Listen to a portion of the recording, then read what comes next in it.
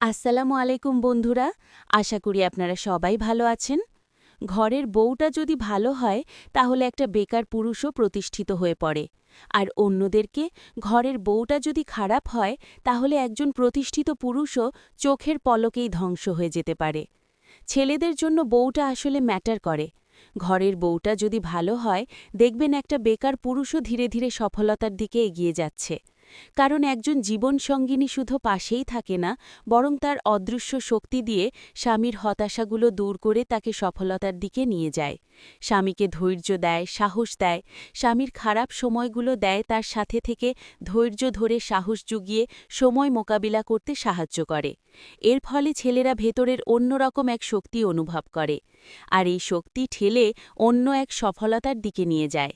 অপরদিকে ঘরের বউ যদি চরিত্রের দিক থেকে খারাপ হয়, নেতিবাচক মনোভাবের হয়, তাহলে একজন প্রতিষ্ঠিত পুরুষ ভেতর থেকে ভেঙে পড়ে। প্রতিনিয়ত সন্দেহ, হতাশা, অবিশ্বাস, হতাশা এই জিনিসগুলো তাকে ভেতর থেকে দুর্বল করে দেয়। ধীরে ধীরে তিনি কর্মস্পৃহা হারিয়ে ফেলেন এবং জীবনযোদ্ধা অনেকটাই পিছিয়ে পড়েন। তাই ছেলেদের জীবনে স্ত্রী আসলে ম্যাটার করে, কারণ স্ত্রী শুধু একজন সঙ্গী নন, তার চলার পথে একজন সাহসের উৎস কিংবা ধ্বংসের কারণ।